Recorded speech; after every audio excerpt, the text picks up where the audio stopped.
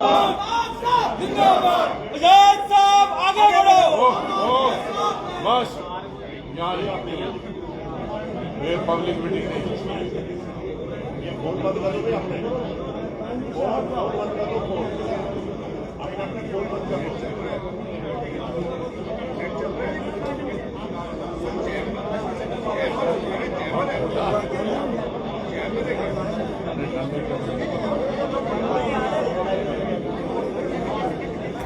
मेरे साथ ही आपका बेटा बड़ी पढ़ी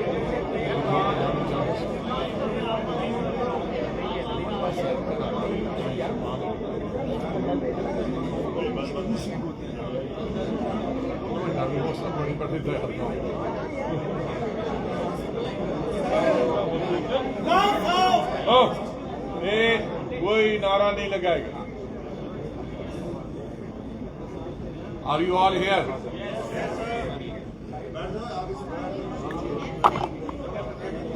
अरे आप पीछे से शांति से बैठो। जो शांति से नहीं बैठे वो बाहर जाए।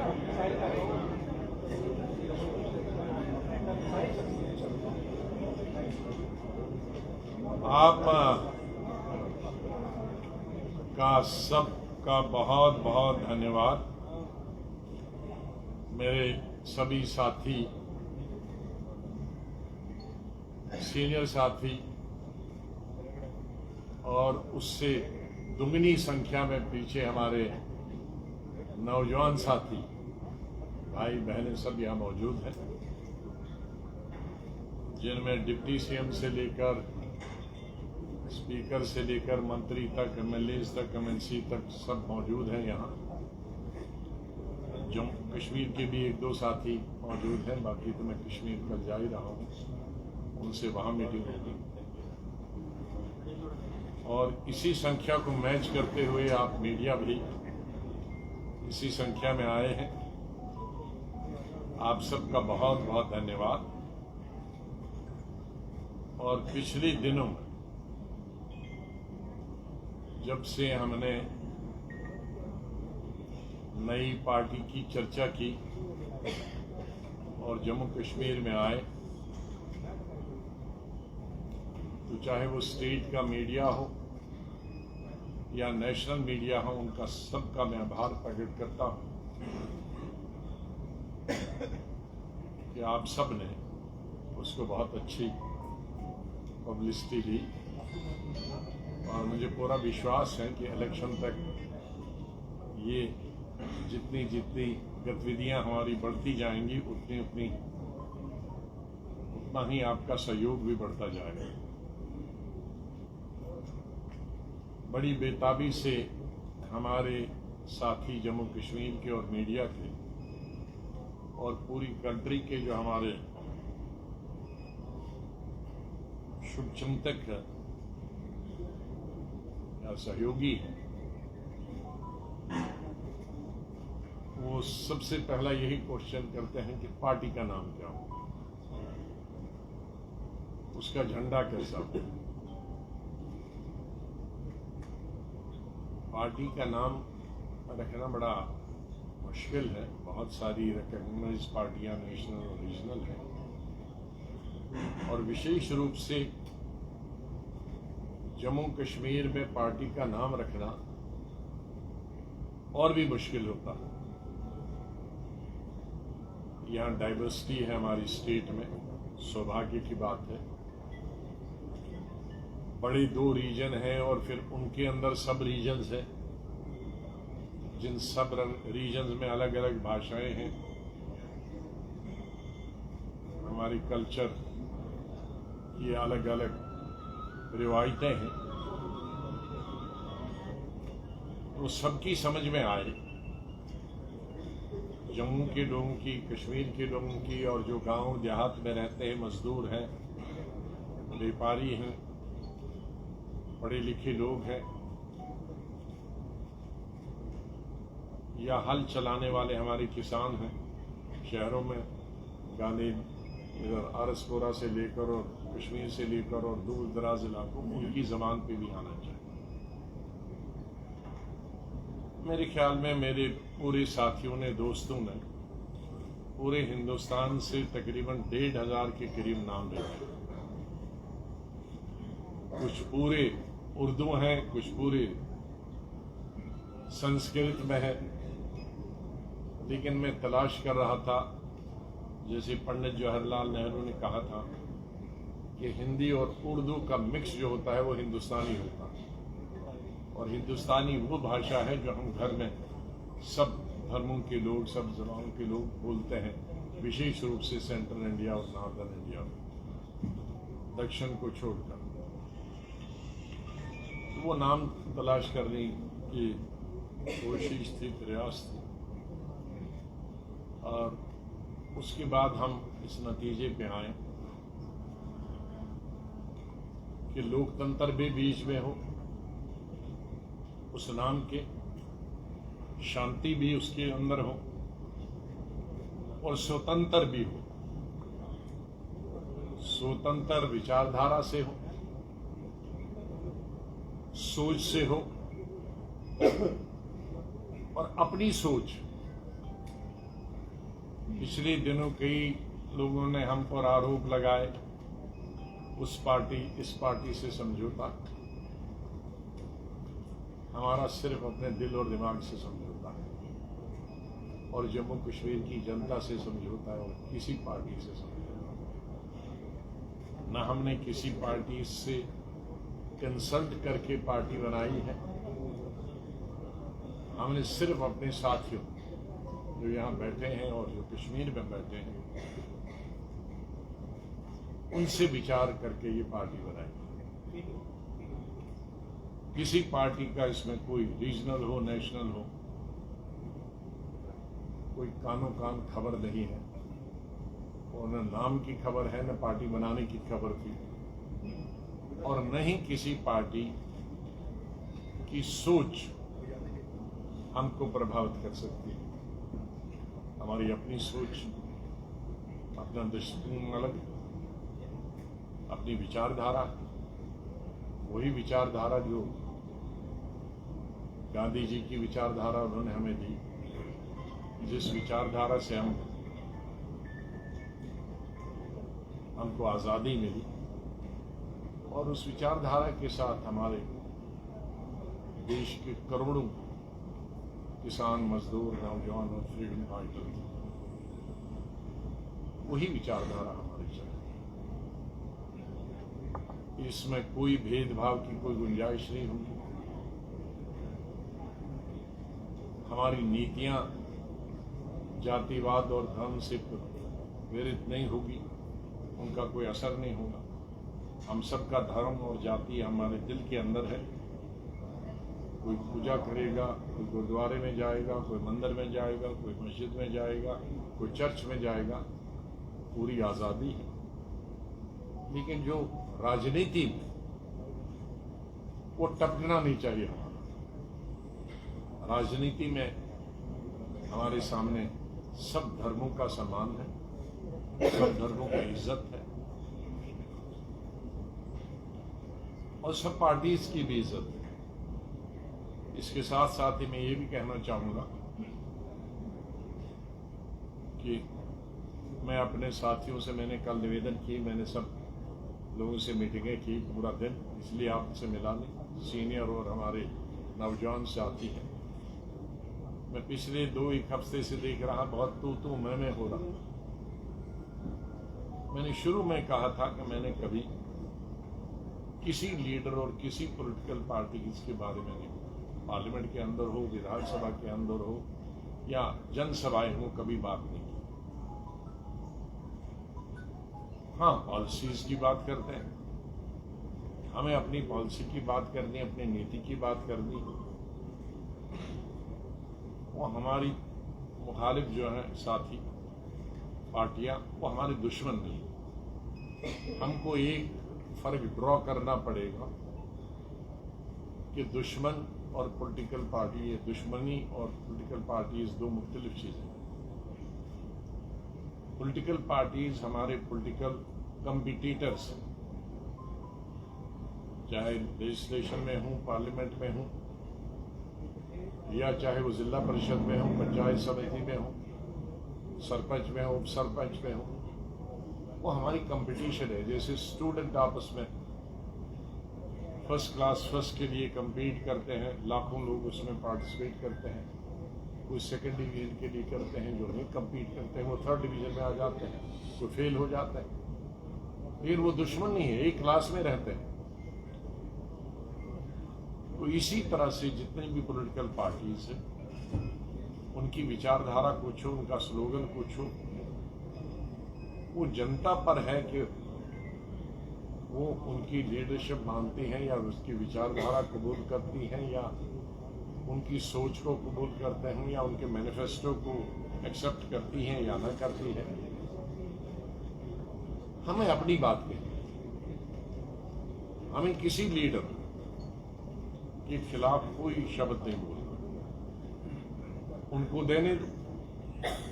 हमें लोगों के को देने के लिए बहुत कुछ, जिनको लोगों के देने के लिए कुछ नहीं होगा वो गालियां देंगे। हमारे पास गालियां नहीं, हमारे इतना, अब चूंकि एक रीजनल पार्टी है, ये मैं कह सकता हूं, हमारे साथियों को मालूम, हमारा वक्त जो था वो डेवलपमेंट का था, विकास का था, ट्रिपल शिफ्ट का था, डबल शिफ्ट का था, ईमानदारी का था। कानून हमने बनाया कि जो जिसकी संपत्ति अपनी इनकम से ज्यादा होगी वो संपत्ति सरकार की होगी। कई लोगों की संपत्ति हमने जब्त की, प्रोसेस में बहुत सारे थे, उसके बाद उसको परस्यू नहीं किया। और मेरे ख्याल में रिकॉर्ड है मेरे वक्त में पूरे हिंदुस्तान में 6 दिन हफ्ते में असेंबली चली, जो कि हिंदुस्तान का पहला रिकॉर्ड है। कोई असेंबली पार्लियामेंट 6 दिन नहीं चलती, तो असेंबली में भी 12-12 बजे तक भी चलती। तो कोई भी आप चीज ले लो, उसमें हमें कई महीने लगेंगे वो कहने के लिए। मुझे याद है कि जब मैंने अपनी कारकर्दगी पर विधानसभा में बात की थी, तो शायद वो हिंदुस्तान का और दुनिया का पहला रिकॉर्ड होगा। मैं जब अपनी परफॉर्मेंस के ऊपर विधानसभा में किया, जिसमें 100% प्रेजेंस थी, विधानसभा में 4 घंटे मैंने भाषण किया और 2 मिनट के गैप के बाद काउंसिल में 3.25 घंटे के बाद, तो 2 मिनट के गैप के अंदर 7.25 घंटे, ये मेरे ख्याल में हिंदुस्तान का और दुनिया का रिकॉर्ड होगा। असेंबली से आप ले सकते हैं, काउंसिल से ले सकते हैं, तो कुछ परफॉर्मेंस ही किया होगा तभी तो सुनते थे लोग। तो इसलिए मेरे साथियों के पास वो तमाम कहने के लिए हैं, उन तमाम को हम रिपीट करेंगे। अगर लोगों ने हम पर विश्वास किया, हम पर भरोसा किया, हमारे काम पर भरोसा किया, तो हमें गाली देने की क्या जरूरत है। हाँ, जिन्होंने कुछ काम नहीं किया है वो गाली देंगे। इसलिए ये मेरे साथियों के लिए है, और मैं मीडिया से भी कहूँगा उस चीज़ को थोड़ा कम फायदा करें। अब हम 21वीं सदी में रहते हैं, कल्चर्ड सोसाइटी है, पढ़े लिखे सोसाइटी, उसमें लोग पसंद नहीं। मुझे मालूम है कि आप नाम का बहुत उत्सुक, तो ये भी मालूम है कि जो ये नाम बताऊंगा आप भाग जाएंगे। नहीं, इसलिए नहीं भागेंगे कि उसके बाद सुनना नहीं चाहेंगे। तो इसलिए मैं जो अपनी बात पहले सुना दूं और उसके बाद आखिर में वो बता दूं। झंडा और फ्लैग में थोड़ा विलम्ब हुआ कि हम के संडे था, और मुझे नहीं मालूम कि संडे की वजह से इतना बड़ा स्ट्रिक्टली होता है कि कोई दर्जी भी नहीं मिलता। क्योंकि कुछ सोचा तो मैंने दिल्ली में अपने साथियों के साथ था, लेकिन मुझे शेयर अपने यहाँ के स्टेट के साथियों उसके साथ भी वो शेयर करना था, और उसमें कुछ चेंजेस लाई। तो जो मैं दिल्ली से बना के लाया था वो बेकार हो गया, इसलिए, और यहाँ दर्जी नहीं मिला। अब किसी को उठा के एक आध पीस में जेब में लाया। नहीं, आपने ये तो डंडा ये डंडे का लाया लगता। अच्छा, चलो बच्चों ने, नहीं ठीक है, नहीं अभी यही का डंडा का, चलो ठीक ही लगाया है, उल्टा लगाया है। चलो मैं ठीक करूंगा, उल्टा भी लगाया। बच्चे को नहीं मालूम कौन सा डंडी की तरफ रखना है और कौन बाहर रखना है। मैं अब काम की बात करूं। हाँ, 2-3 चीजें और कहना चाहूँ उससे, क्योंकि आज फसल का मौसम है, काटने का और घास काटने का, और कश्मीर में सिर्फ तो यहाँ सबसे पहले मैं कहूँगा कि ये निवेदन करूँगा सरकार से कि अब ये जो हमारा दरबार है, जिससे हमारी इकॉनमी चलती थी, जम्मू में अगर देखेंगे, मैं जब चीफ मिनिस्टर था मैं भी सोचता था दरबार को पैसा बचाऊं। तो मैं जब से, मेरे ख्याल में यूथ कांग्रेस के जमाने से, जब मैं शहर में जाता हूं तो रघुनाथ मंदिर जी से यहाँ शहर शुरू होता है, सिटी चौक में वहां से जाता हूं और ऊपर नहीं जहां महाराजा का पैलेस है वहां से मुबारक मंडी में निकलता हूं हमेशा से। तो तब भी मैं सिटी चौक यहीं रघुनाथ मंदिर जी से शुरू हुआ और 4-5 घंटे मुझे लगे, और दाएं और बाएं तरफ बड़े हमारे वोट चाहे किसको कौन देता है उससे मुझे फिक्र नहीं, लेकिन हमेशा आओ भगत में वो नंबर 1 रहते हैं, जिसके लिए मैं हमेशा उनका आभार प्रकट करता हूं। अगर मैं फ्रूट जमा करूंगे तो कई ट्रकों में जाएगा, लेकिन मैं खाली छूता हूं। तो उन्होंने कहा कि कभी ऐसा सोचना नहीं, हम तो खत्म हो जाए। क्यों? कहा जब वो कश्मीर से आते हैं तो हमारी जो बिक्री होती है वो 100 गुना 1000 गुना ज्यादा होती है। तो इसलिए होटल उस पर चलते हैं, टी स्टॉल उस पर चलते हैं, टैक्सियां चलती हैं, टांगे चलते हैं, और दुकानदार का जो बिजनेस है वो सब उस पर चलता है जब दरबार, और दरबार मंदी तब हो जाती है दरबार जब शिफ्ट होता है। तो मेरे ख्याल में जम्मू, ये बहुत अच्छी बात है कि ट्रेन अब माता वैष्णो देवी के लिए वहां तक नीचे तक जाती है। उसका बहुत सारे श्रद्धालुओं को, लाखों श्रद्धालुओं को जो हमारे हैं माता के जो जाना चाहते हैं उनको फायदा होता है, लेकिन जम्मू का कारोबार उससे ठप हो गया। उससे हमारी टैक्सी का काम बन गया, जो जाते थे यहाँ थे, रात के होटल्स का, टी स्टॉल्स का, दुकानों का। तो उसका एक ही इलाज है कि दरबार में लोग आए ज्यादा से ज्यादा। और मैं जम्मू के लोगों से भी अपील करूंगा कि जो बीच में दीवारें बन गई उन दीवारों को तोड़ना शुरू करें, क्योंकि हम इंटरडिपेंडेंट, आज से नहीं हजारों साल से। जम्मू डिपेंडेंट है कश्मीर पर, कश्मीर डिपेंडेंट है जम्मू। जब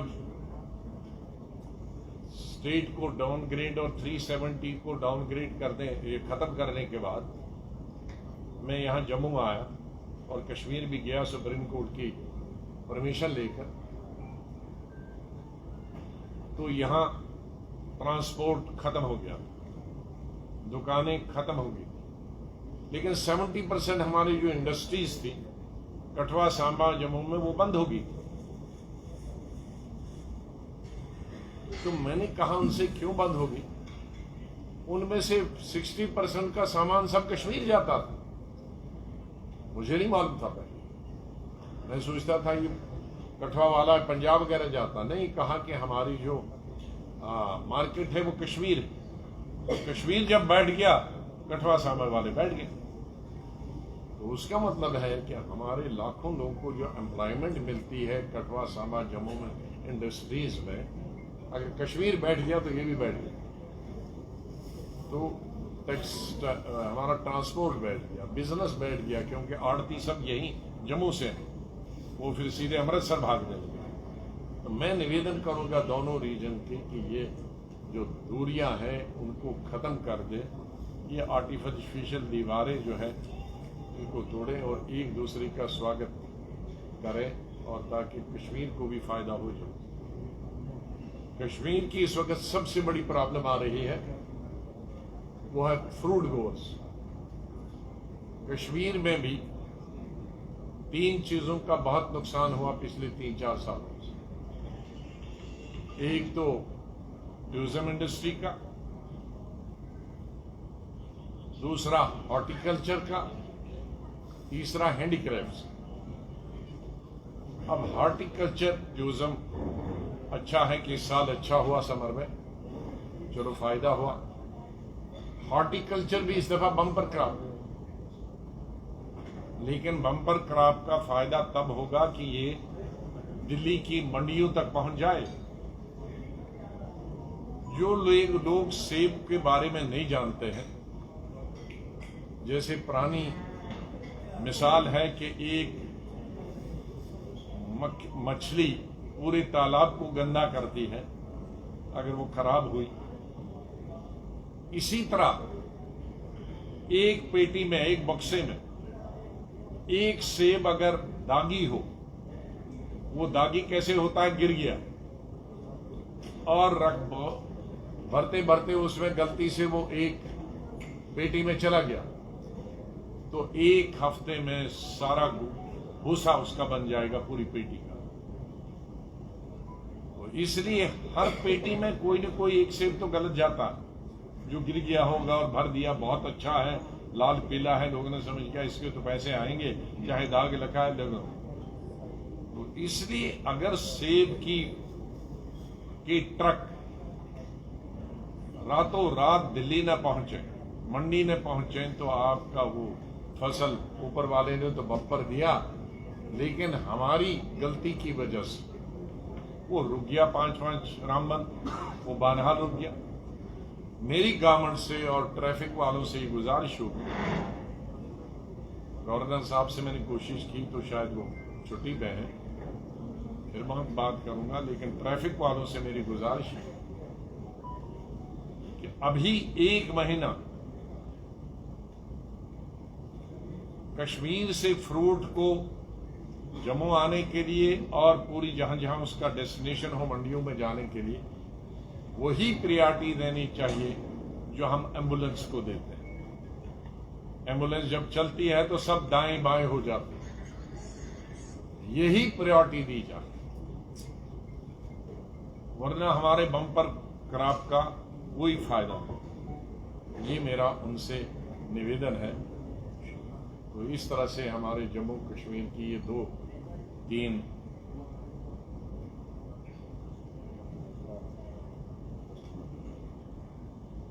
4 निवेदन है।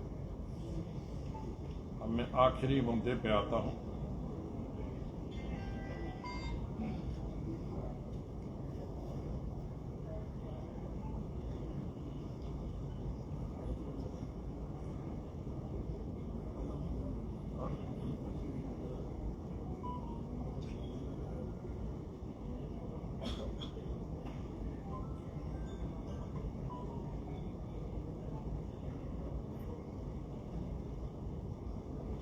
इससे पहले मैं ये बात 1-2 चीजें और बताऊं।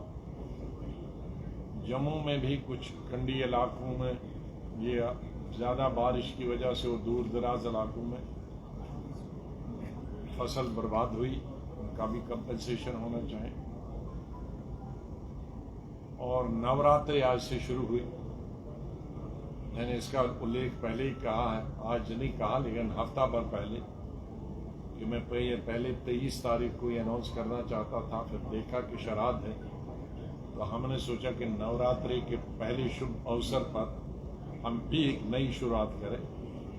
तो इस अवसर पर जबकि हमने नई पार्टी की शुरुआत की है, इस अवसर पर मैं जम्मू कश्मीर के सभी मेरे भाइयों को और देशवासियों को नवरात्रि की शुभकामनाएं देता हूं। और अल्लाह करे, भगवान करे कि हमारे देश में शांति हो, सब प्यार से रहें, अमन से रहें, हमारी स्टेट में भी सब शांति अमन से रहें, खुशहाली हो, सब खुश रहे, सब धर्मों के लोग, सब जातियों के लोग, जहां जहां भी है। पार्टी का नाम है डेमोक्रेटिक आजाद पार्टी।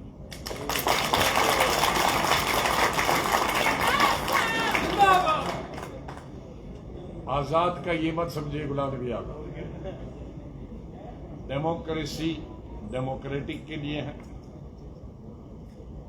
पूरी स्वतंत्र होगी, जिसका मैंने उल्लेख पहले किया कि अपनी सोच होगी, किसी भी पार्टी से, किसी भी लीडर से, किसी भी ग्रुप से प्रभावित नहीं होगी, अपनी सोच होगी और आजाद रहेगी। आजाद मीन स्वतंत्र, इंडिपेंडेंट। और पार्टी डेमोक्रेटिक रहेगी, नीचे से इलेक्शन सब रहेंगे, ऑटोक्रेटिक नहीं रहेगी, एक हाथ में पावर नहीं रहेगी। जो हमारा कॉन्स्टिट्यूशन होगा उसमें प्रावधान होगा टोटल डेमोक्रेसी के आधार पर, और पार्टी की जो सोच होगी वो स्वतंत्र होगी, आजाद होगी। हमारी पार्टी का जो फ्लैग है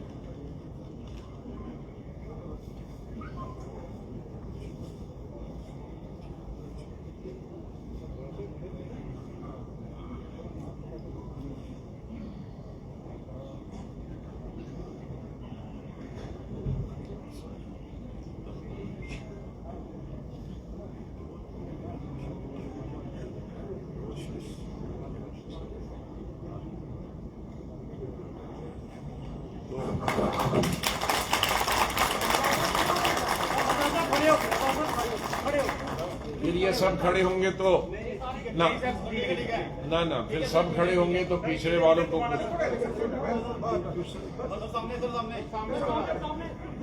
माता की जय, भारत माता की जय, भारत माता की बंद रखो। क्यों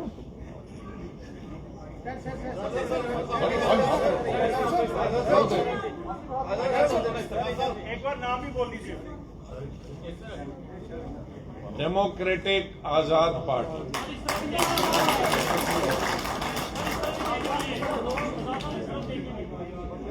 नहीं, एक पर ही फोकस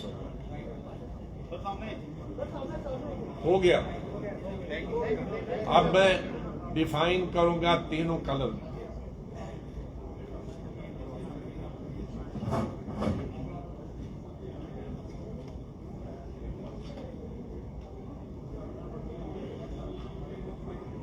इधर से शुरू करते हैं मस्टर्ड कलर से। अभी तो फरवरी में भर के आएंगे, दिसंबर में ये जम्मू के और कश्मीर के खेतों में।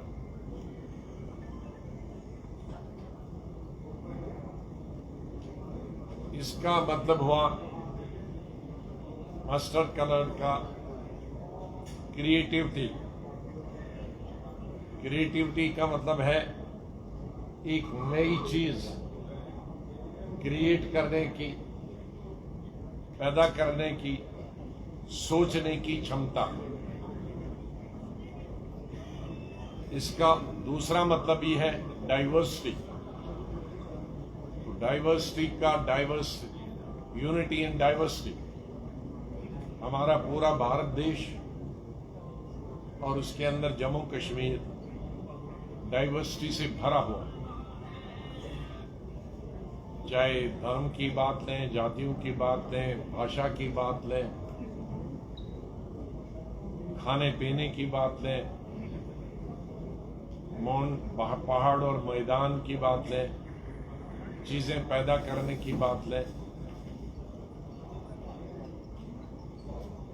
तो ये एक डाइवर्सिटी है। वाइट का मतलब हुआ जो बीच में है शांति, अमन। तो हम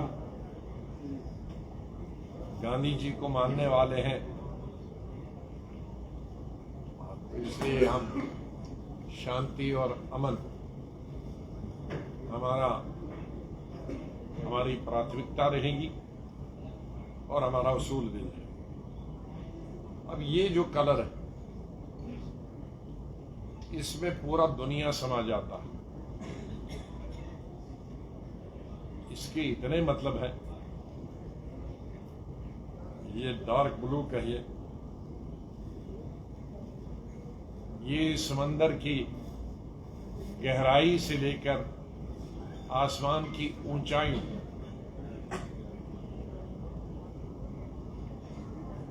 तक इसकी लिमिट,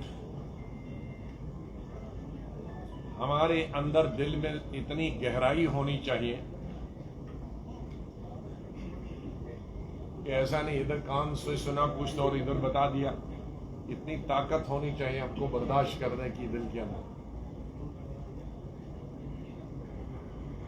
और आसमान जैसे हमारी खुला होना चाहिए दिमाग, सोच बंद नहीं होनी चाहिए।